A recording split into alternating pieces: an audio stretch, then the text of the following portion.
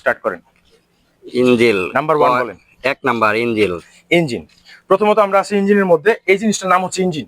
এই জিনিসটা চলে, এর কারণ হচ্ছে মোবিল লাগে। ইঞ্জিনের ভিতরে 4টা পিস্টন আছে, এটা হচ্ছে 4 সিলিন্ডার ইঞ্জিন। ঠিক আছে, ইঞ্জিন সম্পর্কে আরো কিছু ধারণা যদি আপনাকে দেই, যেমন ইঞ্জিনকে স্টার্ট করার জন্য ডায়নামো মোটর সহযোগিতা করে। তারপর আরো একটা বিষয় যেটা বলি, এই যেমন ধরেন ইঞ্জিন অয়েল মানে মোবিল ঢালার জায়গা। হ্যাঁ, গাড়ি মানে সর্বোচ্চ 4টা তেলের মধ্যে চলে, তার মধ্যে steering oil, break oil, engine oil, gear box oil, এই 4টা তেল সবসময় আপনাকে চেক করতে হবে। তো ইঞ্জিন অয়েলটা আমরা চেক করবো কিভাবে, এটা আপনাকে দেখাই। যেহেতু প্রথম সাবজেক্ট আমাদের ইঞ্জিন, এই যে হচ্ছে ইঞ্জিন অয়েলের চেকের জায়গা। এই দেখেন ইঞ্জিন অয়েল শর্ট আছে, দেখছেন অনেক শর্ট আছে ইঞ্জিন অয়েল, দেখতে পাচ্ছেন? আপনারা দেখছেন এই যে এফ এর নিচে যে দাগটা আছে, এই দাগটা অনুযায়ী থাকবে। তো এখানে কি শর্ট আছে না? অনেক শর্ট আছে, মিনিমাম মনে করেন 200 গ্রাম শর্ট আছে, 200 গ্রাম তেল শর্ট আছে আমাদের আনুমানিকলি। তারপরও আমরা আরেকবার চেক করার জন্য এটা ক্লিন করে আবার ঢুকাবো এই জায়গায়। এই যে ফাঁকটা দেখছেন, এটা দিয়ে আমি ঢুকাই দিলাম। ঢুকে 2 সেকেন্ড কি 3 সেকেন্ড ধরে রাখবেন, ধরার পর আবার সুন্দরভাবে খারাপভাবে বের করবে। এই যে শর্ট আছে, আছে না শর্ট?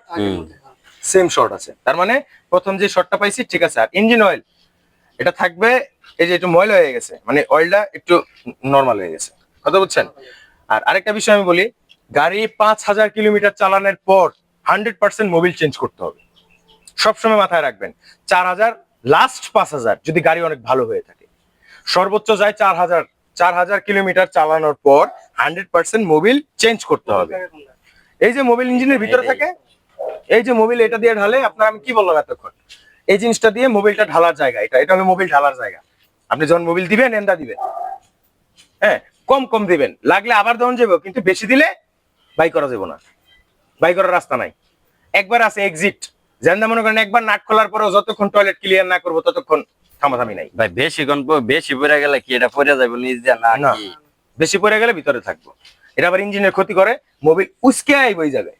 এই যে একটা জিনিস দেখায়, ইঞ্জিনের যে এই যে কয়েল প্লাগের এই যে স্টিলটা না, এটা এই যে ভাগের সিপাটা দেখছেন, এই যে ভাগটা সিপাটা, এই ফাঁক দিয়ে মাঝে মাঝে যদি ওভার রুলিং হয় বা ওভার স্পিডিং হয়, সেক্ষেত্রে ওই ফাঁক দিয়ে মোবিল আয় পড়ে। ফাঁক দিয়ে মোবিল আইসা এই কয়েল প্লাগ ভিজা যাবে না, এই যে কয়েল প্লাগ দেখছেন ভিজছে, এটা অতিরিক্ত স্পিড কে উঠাইছে, যার জন্য মোবিলটা এখানে আসছে। যাক, ওটা সমস্যা না, এটা আবার ক্লিয়ার করা যায়। আবার কয়েল প্লাগ যেটা ওইটা অনুই দিতে হবে। ভাই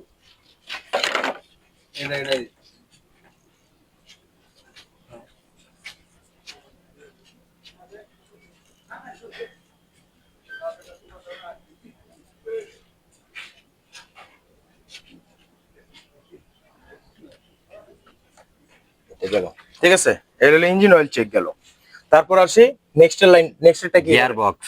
দুই গিয়ার বক্স দেন ইঞ্জিনে তো দৌড়তেছে দেখছেন, এই দেন এটা তো দৌড়ে দেখছেন, দৌড়ে দিতেছে ভিতর থেকে দৌড়ে দিচ্ছে, কোন গরম হিট। আচ্ছা গেল। 2 নাম্বার হচ্ছে গিয়ার বক্স। তারপর গিয়ার বক্স সম্পর্কে এবার বলি। ইঞ্জিনের সাথে গিয়ার বক্সের কম্বিনেশনের কারণেই গাড়িটা চলে। ইঞ্জিনের সাথে গিয়ার বক্সটা অ্যাড করা, এই যে হচ্ছে গিয়ার বক্স ভিতরে নিচে, এই যে ভিতরে নিচে। আগামীকালকে হয়তো আপনাদের দুইজনকে আমি দেখাইছিলাম। হ্যাঁ, আমরা একটু ভাই সবাই সোজা হই, হ্যাঁ কাতারে সোজা হই, এগুলো বর্ডার লাইন এইভাবে।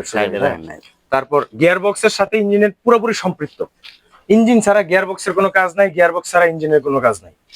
দুইজনকে ছাড়া চলতে পারবে না, স্বামী স্ত্রীর মতো আর কি। আবার দুজনই ঝগড়া লাগে মাঝে মাঝে।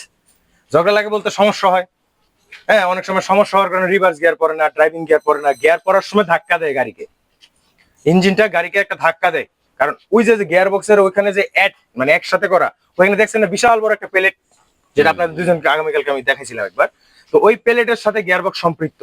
এই গেল আরেকটা সাবজেক্ট। তারপরে নেক্সট কোয়েশ্চেন, ও gearbox oil. Wait, gearbox অয়েলটা আমরা চেক করবো। এই যে গিয়ার বক্স অয়েলের মিটার, এই যে বাইরেছে গিয়ার বক্স অয়েল একটা, এবং গিয়ার বক্স অয়েল থাকবে রেড কালার। এই দেখেন পারফেক্ট রেট আছে, কোনো ময়লা আছে তেলে, তার মানে গিয়ার বক্স অয়েল ঠিক আছে। আচ্ছা, এবার গিয়ার বক্স অয়েল চেক করবো কিভাবে আমরা? এটা ধরেন বের করার পরে আমরা আবার এটার ভিতরে দিব, ঠিক আছে, আবার দিয়ে দিলাম ভিতরে। এটা কিন্তু ভালোভাবে বুঝে শুনে, এই যে ঢুকছে, লক আছে কিন্তু ভিতরে, যে উল্টা পাল্টা দিলে আটকে যাবো, যাইবো না ভিতরে। এই আবার বের করলাম, সুন্দর, এই দেখেন পারফেক্ট আছে। ডি এর নিচে আছে কিন্তু, দেখছেন? থাকার নিয়ম হচ্ছে এই যে দাগ দেওয়া আছে দেখছেন, এই যে দাগ দেওয়া আছে দেখছেন, এই যে দাগ দেওয়া আছে, এ পর্যন্ত লাস্ট। এ পর্যন্ত লাস্ট। এবার এই এনগুলো এতগুলো খাঁচ কাটা দাগ, এটার মানে কি? এই যে প্রথম খাঁচ কাটা দাগ মানে 2 লিটার, পরের খাঁচ কাটা দাগ আরো 2 লিটার, এর পরের খাঁচ কাটা দাগ 4 লিটার, এর পরের খাঁচ কাটা দাগ 6 লিটার, টোটাল সরি 8 লিটার। এই যেন 2 4 এই যেন 6, এই 8 এই 10 লিটার পর্যন্ত আপ। কিন্তু এখানে 8 লিটার, এটা 8 লিটার ধরবে, কারণ এই যেন বাঁকানো আছে তো 8 লিটার এই পর্যন্ত 8 লিটার আসবে।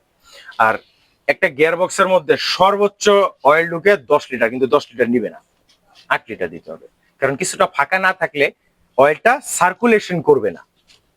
বুঝতে পারতেছেন?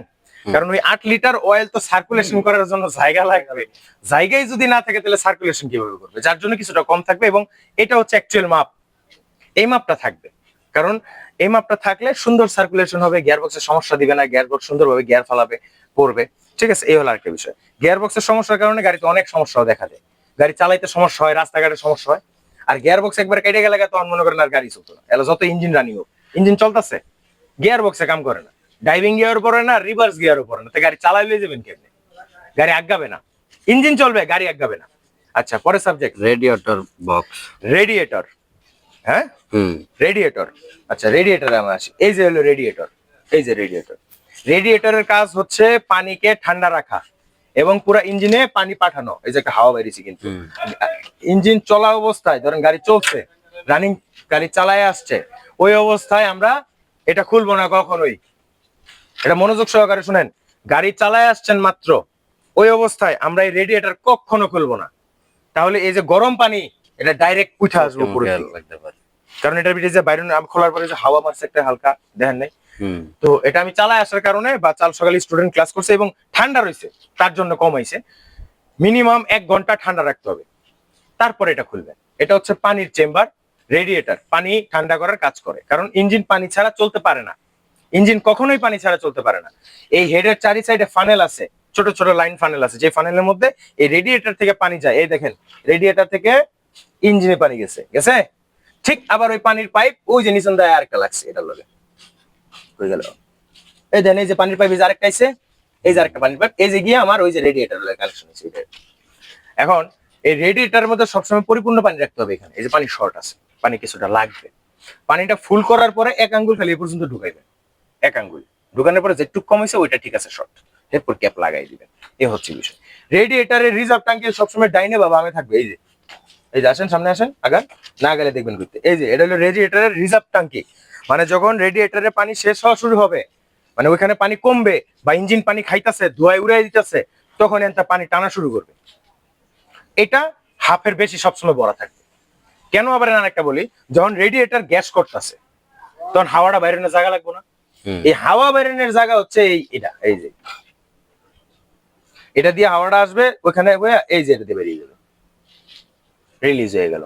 তার মানে প্রেসার রইল না এর ভিতরে, কারণ এর ভিতরে যদি চারিদিক থেকে একটা বন্ধ থাকে এবং প্রেসার থাকে, তাহলে তো সে কোনো দিক দিয়ে হাওয়া রিলিজ করতে পারবে না। এইগুলো আরেকটা option. Next, air filter. Air ফিল্টারে আসি আমরা। এয়ার ফিল্টার হচ্ছে গাড়ির অক্সিজেন দেওয়ার কাজ করে, কারণ অক্সিজেন ছাড়া কখনো কোনো জায়গায় আগুন জ্বলে? অক্সিজেন ছাড়া না, আগুন জ্বলবে না। অক্সিজেন ছাড়া তাহলে গাড়িতে অবশ্যই আগুন জ্বলে চলে। কারণ আগুনটা ওটা কিভাবে হচ্ছে, ওটা হচ্ছে গাড়ি ইলেকট্রিক্যাল প্লাগ, মানে ইলেকট্রিক্যাল কয়েল প্লাগের মাধ্যমে ভিতরে যে স্পার্ক প্লাগ আছে তাকে ইলেকট্রিক প্রোভাইড করে, কারেন্ট, বিদ্যুৎ প্রবাহ করে।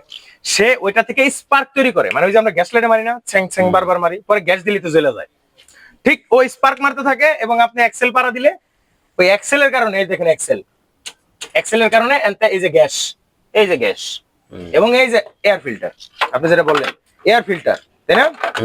এই হচ্ছে সেই এয়ার ফিল্টার। এই দেখেন, ওই দিন কালকে দেখাইছিলাম এটা।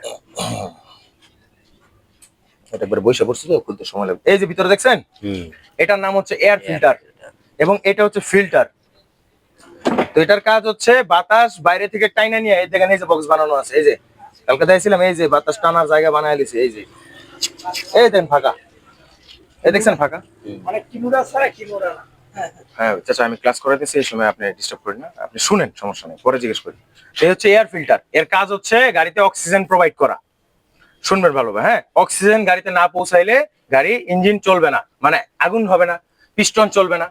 এখন এটা আমি বুঝাই, এখান থেকে এয়ারটা যায়, এটার সাথে গ্যাস মিক্স হয়, এই যে গ্যাস, গ্যাস মিক্স হয়, মিক্স হওয়ার পর আপনি যে পরিমাণে এক্সেল দেন ওই পরিমাণে গ্যাস আনতে যায়, যাওয়ার পর এই যে 4টা প্রপেলার দেখছেন, হুম এই 4টা প্রপেলারের মাধ্যমে ভিতরে ঢুকে গ্যাসটা ঢুকার পরে এই ইলেকট্রিক্যাল কয়েল 4টা স্পার্ক তৈরি করে স্পার্ক প্লাগের মাধ্যমে, তখন ওইখানে 4টা পিস্টনের উপর আগুন ধরা শুরু করে, তার কারণে 4টা পিস্টন কন্টিনিউয়াস ঘুরে। এই হচ্ছে method. Next, 5 gas kit. Gas kit কি? গ্যাস কিট হচ্ছে এই যে, এটার কাজ কি? এটার কাজ হচ্ছে আপনার পিছে তো সিলিন্ডার আছে, ওখান থেকে কি ডাইরেক্ট লাইন দিলে গ্যাস আসা শুরু করলে ওইকে বন্ধ করার কোনো সিস্টেম আছে? এর জন্য এই গ্যাস কিট। যতটুক আপনার ইঞ্জিনের প্রয়োজন বা আপনি যতটুক অ্যাক্সেলারেটর পাড়া দিচ্ছেন ওই অনুযায়ী এই গ্যাস কিট